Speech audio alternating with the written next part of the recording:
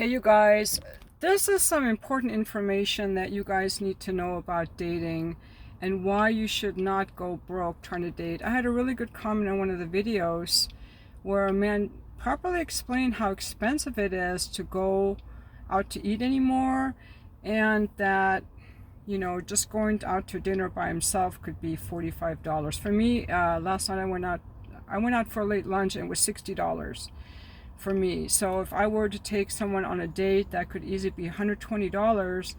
And if I do that 4 times a month, that's $600 spent on taking people out to eat, which is very wasteful of money.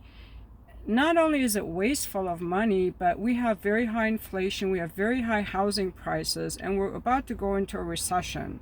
Here in San Diego, a 2-bedroom apartment will be easily $2,500, and the average wage is like $15 or $20 an hour. So it makes no sense at all to spend all that money going out. And I make very good money, but even I have cut back on going out to eat because I'm trying to save more and get ready for like the recession, and I want to save.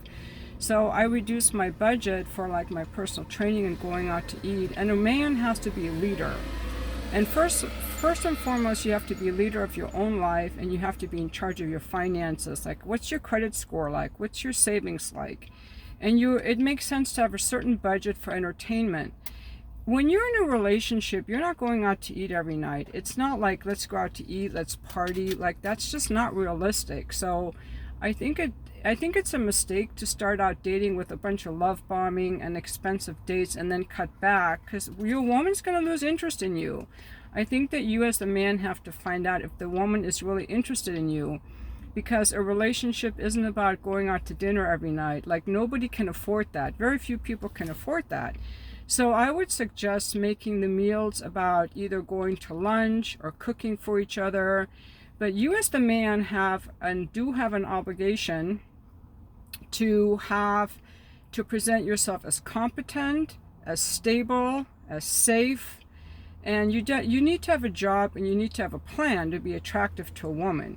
But you don't need to wine and dine her. Those women are to be avoided at all costs.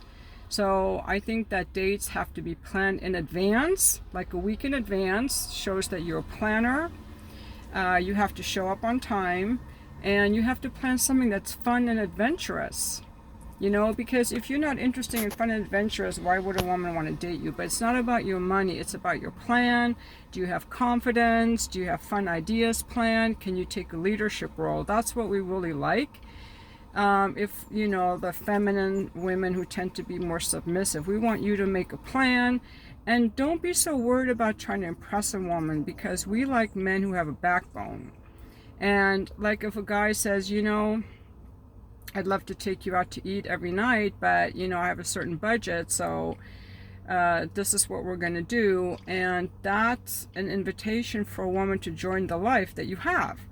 If you have more money and you want to go out to eat more often, you certainly can, but this video is more for younger people. I think older people probably already know this. Like, I'm not going to go into debt trying to take women on dates that I don't even know. And I think it makes sense to treat like expensive dinners as special things, like, oh, we have an anniversary, or we're celebrating something, or someone got a promotion. But really, like, what a lot of couples do is they cook together. Like, once you're comfortable with a woman enough that she invites you over, or you want to invite her over, you can cook together. You can go grocery shopping together. You can build IKEA furniture together and spend more time doing activities that you would already do in a relationship, like go to the farmer's market or something like that. But I think that people can really come up with some good date ideas that don't cost any money, because ultimately, how are you going to buy a house if you're spending $500 a month taking women to dinner? How are you ever going to pay off your student loans or make sure that you're debt free? I think that being debt free and having 3 to 6 months of savings is essential before you start whining and dining women. So, and then work on getting a house, have a plan, make sure you have your education. So I would weed out all those women that would expect that, and they really don't. I was watching a YouTube video the other day, and this guy was like stopping women on the street, trying to make like some very provocative videos about these entitled women. And there's this woman that she was holding her baby, and the interviewer said, so how much money should a man make to date you? She was probably married, I'm thinking. And she's like, I think 30,000. And the man's like, no, to date you, to get you. She said 30,000. Yeah, we need some diapers, we need some food.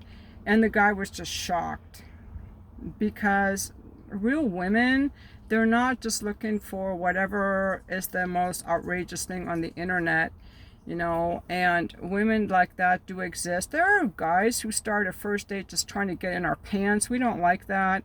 There are women trying to start a first date with just having expensive dinners. You don't want that either. So, you have to learn how to weed out people that are inappropriate, and you have to learn to realize that the extreme things that are shown on YouTube channels or on TikTok are extreme examples because they get views because they're so outrageous. They're not real life. If they were real life, there would be no dating. 70% of people at age 30 are in committed relationships or married. And those guys are not taking women out on expensive dates. So I would definitely avoid that. And, just look for women that you can actually build a life with.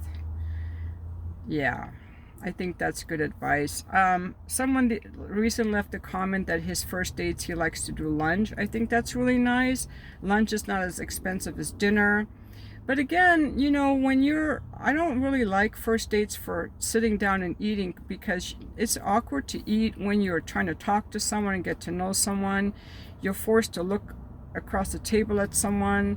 I mean, if you already know the person, that's fine. But if I don't know someone real well, I would not want my first date to be dinner or lunch. I think I would want it to be something more like a walk where we're side by side. I'm not forced to look at you. It's easy to leave if I'm not really into it. And someone else left a comment that men are supposed to pay to show that they have the ability to provide. That's a very old-fashioned view, and it puts the woman in the position of being provided for and being this helpless, provided for woman. But the truth of it now is that women in their 20s are out earning men in their 20s. So we know if you're stable and competent, you don't have to prove it by making us into these helpless people who are being paid for, because money is power, and whoever is paying has the power. And the idea of a man paying for me if I'm not also paying the next time puts me in the position of like a less equal. And people these days want to be equal, different but equal.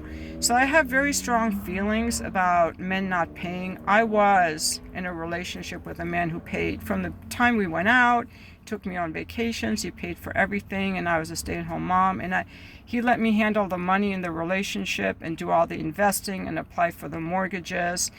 And I started feeling like, who am I without him? I started feeling very like a little child financially, because he was making the money. And he got resentful of that because he didn't want to be the sole provider. Now, some men do and some men don't, but for me personally, I come from a place of I've been the provided for woman, and I didn't like it. I see the downsides of it, and then also it makes it hard to leave a man, because women who are paid for are really like little children, honestly, because you have no power. You can't leave them.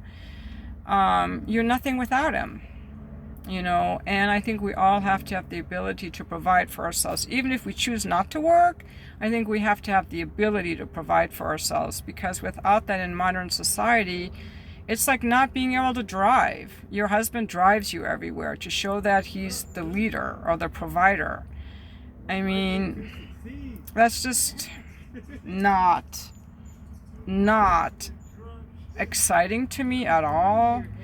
But I know that's how a lot of people did it. So this is how I feel about men spending. And I personally would date a man that makes $50,000 a year. Now, the woman who said $30,000 a year is enough, my guess, she was probably married to a military guy. And in San Diego, we have a lot of military people. And the military people, when they live off base, they do not have to pay rent. the military pays their rent, so you could probably live on $30,000 a year if you don't have any rent expenses. And if you live on base, that's also free. The officers get their houses, they get a lot more money. The officers can afford to buy houses in whatever city they live in. Because I went out briefly with a guy that was a helicopter pilot for the Marine Corps, and he bought a house in my neighborhood, and they started it in the 700s. So, and he was just in his early 30s. So they take care of their guys. But in general, a woman that wants to get to know you is not going to be demanding those expensive dinners. I would just ditch those women as gold diggers, the same way I would ditch a guy who just wants to, go out with me just to get in my pants. So that's just my view on it, but I will be back for the comments. Again, I'm Sharzad Morgan, and thank you for watching my video.